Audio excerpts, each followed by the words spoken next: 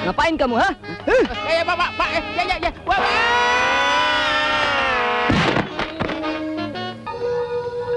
Selamat malam, Non Beni. Ya. Hei. Ay. Waduh, Biung. Tragedi payung, hai.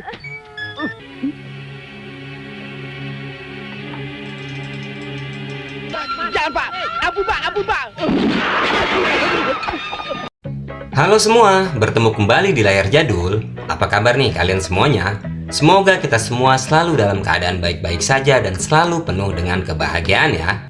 Di kesempatan kali ini, saya akan membawakan alur cerita sebuah film komedi Indonesia yang berjudul Sabar Dulu Dong.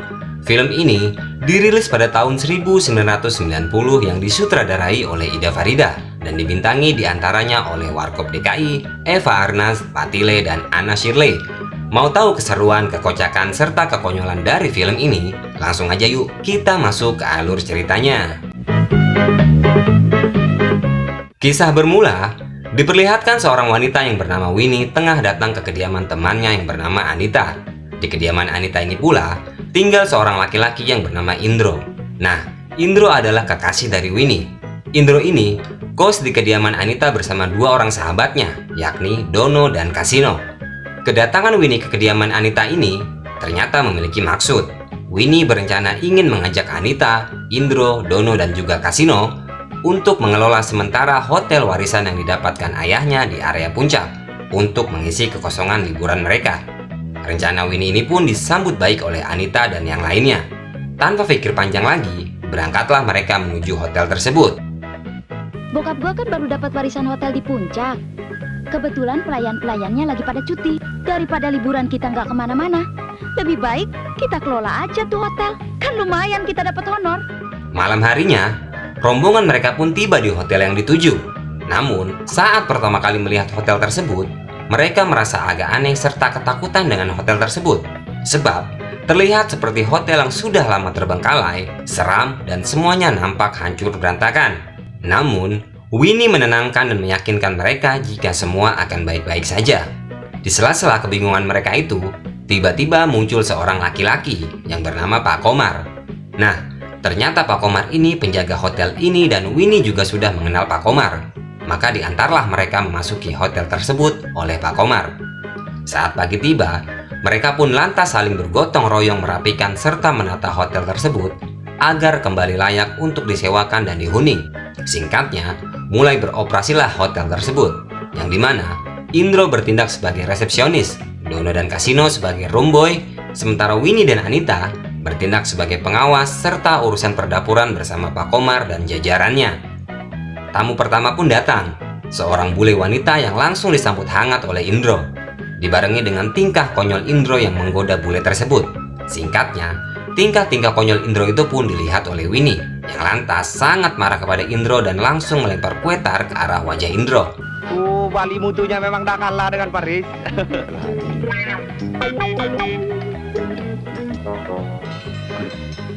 Ini saklar apa tali sepatu nih? Ya.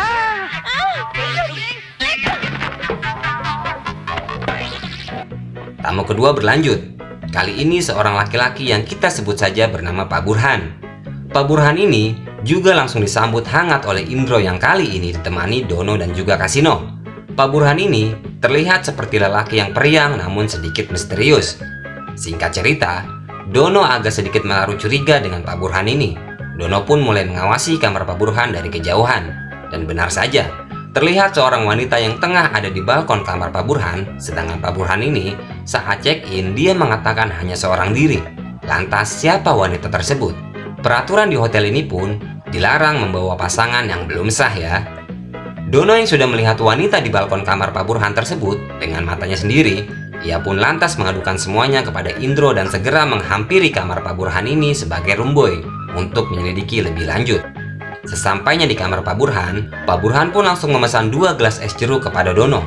Hal itu pun semakin membuat Dono yakin jika Pak Burhan ini memang menyembunyikan seorang wanita. Dono pun segera memerintahkan Kasino untuk membuat pesanan Pak Burhan tersebut. Sedangkan ia lanjut menyelidiki terkait wanita di kamar Pak Burhan. Namun, bukannya mendapatkan bukti yang valid, karena kecerobohannya, Dono justru membuat kekacauan di sana-sini. Tolong kirimkan 2 gelas es jeruk. 2, Pak? Kas, sini. Bikin es jeruk 2 ya. Es jeruk 2, ya. Ayo, Mak, kita masuk. Mak. Apa? Hah? Itu loh. Sedang apa kamu?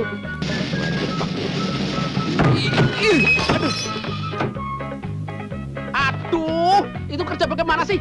Gimana sih? Mabok ya? Baru baca iklan bir aja udah mabok. Berlanjut malam harinya. Kali ini, Dono ditemani Indro dan juga Kasino di dalam penyelidikannya. Mereka berencana mengintip dari luar kamar menggunakan tangga untuk memastikan dengan pasti dugaan mereka kepada Pak Burhan. Namun, bukannya bukti yang didapat, lagi-lagi dan lagi, semua kacau. Sebab, Indro justru mengintip bule wanita di awal film tadi yang tengah senam di kamarnya. Indro. Iya. Aduh. Win, Indro pacar lu ngintipin bule, dibantuin sama Kasino. Turun gak lo? Tunjukin kejantananmu. Hah? Lo kerjanya cuma ngintipin orang melulu. Ayo turun.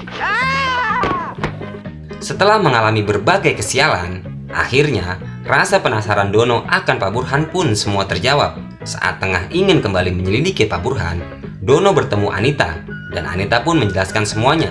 Jika wanita di kamar Pak Burhan itu ternyata adik dari Pak Burhan itu sendiri, maka dari situ terungkaplah semua rasa kecurigaan Dono selama ini terhadap Pak Burhan. Kisah berlanjut. Ada saja tingkah Dono yang membuat geger. Kali ini, ia membeli seekor kelinci yang ia sebut kelinci dari Irian. Namun, ternyata itu bukan kelinci, melainkan seekor tikus. Hal itu pun membuat Kasino merasa jijik dan mengadukan semua kepada Indro untuk mengambil tikus itu dari Dono agar lalu dibuang. Dono yang terlihat sangat menyayangi tikusnya itu, yang ia beri nama Omen, pun tidak terima dan terus mempertahankan Omen miliknya agar jangan dibuang. Dono pun terus merengek kepada Indro, sampai akhirnya Dono mengatakan daripada Omen dibuang, lebih baik ia akan memberikan Omen kepada tetangga hotel saja. Indro pun mempercayai perkataan Dono tersebut sembari diyakinkan oleh Anita. Dono dan Anita ternyata tidak memberikan Omen kepada tetangga hotel, melainkan mereka menyimpan Omen di kebun belakang hotel. Esok harinya, saat Dono ingin memberi makan Omen, Omen ternyata tidak ada di kandangnya. Dono pun kebingungan dan langsung mengadukan semua kepada Anita di dapur. Tiba-tiba, muncul laki-laki membawa senjata api yang bernama Parusan, yang mengatakan ia melihat Omen berkeliaran di dalam hotel dan ia hendak menembaknya. Mendengar hal itu, Kasino pun lantas mencari Dono dan menceritakan soal Omen yang berkeliaran di hotel. Sebab hari itu juga akan datang tim penilai yang akan menilai servis dari hotel mereka. Namun di sini, Anita meyakinkan Kasino bahwa semua akan baik-baik saja. Ia yakin sebelum tim penilai datang, Omen sudah berhasil ditangani. Kasino yang agak panik dan kesal, ia pun merencanakan untuk meracuni Omen dengan cara memancing Omen dengan daging ham yang sudah ia berikan racun tikus. Namun, belum selesai dengan racun tersebut, Kasino diminta Winnie untuk melayani ibu tim penilai yang sudah tiba. Dan Winnie yang tidak tahu jika salah satu daging ham itu sudah dicampur racun tikus oleh Kasino, pun menata dan mencampur semua daging-daging ham tersebut ke dalam kulkas. Selepas itu, kekacauan sempat terjadi. Parusan yang masih memburu Omen menembak ke sana kemari. Namun, Kasino yang tengah bersama ibu tim penilai berhasil mengendalikan keadaan dan Parusan pun pergi. Kasino yang kembali ke dapur begitu panik setelah tahu jika daging-daging ham semuanya telah dicampur dan dimasukkan ke dalam kulkas oleh Winnie. Lalu, untuk memastikan mana daging ham yang terkena racun tikus dan mana yang tidak, Kasino pun memberi sedikit daging ham tersebut kepada kucing untuk mengetahui reaksi dari kucing tersebut. Singkatnya, beberapa menit kemudian, kucing tersebut pun baik-baik saja. Kasino pun lega dan bisa memastikan bahwa daging ham sudah aman terkendali. Di lain sisi, ibu tim penilai memesan makanan nasi goreng ham ala Perancis. Dibuatkanlah nasi goreng ham tersebut dan singkatnya siap disantap oleh tim ibu penilai. Namun tanpa diduga, Kasino yang melihat lagi kondisi kucing yang diberi daging ham tadi, yang semula baik-baik saja, kali ini ternyata muntah-muntah. Betapa paniknya Kasino yang lantas berlari ke ibu tim penilai dan segera merebut nasi goreng ham tersebut. Terjadilah kekacauan. Ditambah lagi, Dono memperkeruh suasana sebab ia melihat Omen kesayangannya ada di dalam tas seorang tamu hotel. Dono pun berusaha mengambil Omen tersebut dengan cara konyolnya, dan akhirnya Indro berhasil meyakinkan semuanya jika daging ham tersebut baik-baik saja. dan kucing yang muntah-muntah tadi bukan karena daging ham, melainkan tersendak tulang saja. Apa-apaan sih udah lagi orang mau makan kok? Makanan ini porsinya tidak sama dan sebangun dengan badan ibu. Lu nggak tahu persoalannya sih. Itu ham ada racunnya. Racun? Maaf Pak, hamnya habis. Habis. Omen, omen tuh. Waduh, Omen. Maaf Pak, saya mendapat telepon di dalam tas istri Bapak. Oh, ada bom. Tuh lihat. Tuh kucing muntah bukan karena racun, muntah ketelak tulang. Waktu pun berlalu. Secara tiba-tiba, dengan penuh rasa panik, Anita mengabarkan jika ada seorang laki-laki yang meninggal di salah satu kamar hotel. Gegerlah mereka semua mendengar berita tersebut. Mereka pun menghampiri kamar laki-laki tersebut, dan ternyata ada sepiring nasi goreng ham di samping laki-laki tersebut. Mereka pun mengira kematian laki-laki ini akibat daging ham yang bermasalah kemarin. Mereka pun dengan panik mengangkat laki-laki tersebut untuk dibawa keluar tanpa harus diketahui oleh siapapun. Dan ini dipimpin oleh Indro.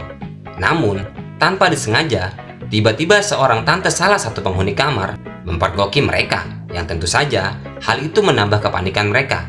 Tante tersebut pun pingsan sejenak dan berhasil diamankan oleh Winnie. Dono, Kasino, dan Indro pun berlanjut mengangkat laki-laki tersebut untuk dibawa keluar hotel, dan itu dipenuhi dengan keseruan serta kekonyolan yang terjadi.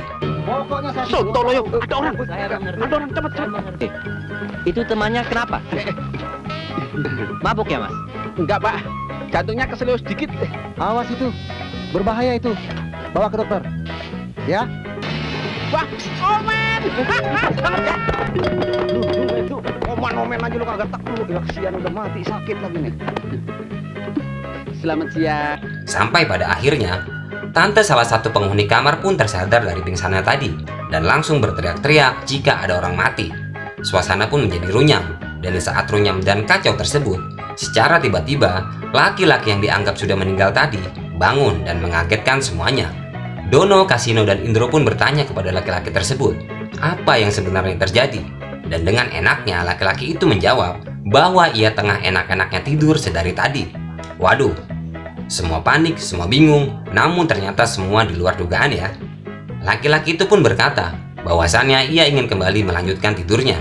Dan Dono, Kasino, Indro, Winnie, serta Anita pun langsung saja menyantap bersama daging ham yang dianggap sudah membuat kekacauan. Karena dikhawatirkan nanti kedepannya membuat urusan lagi, jadi repot lagi kan? Namun, di sini hanya Dono yang lesu dan tidak berselera, sebab ia memikirkan nasib Omen kesayangannya.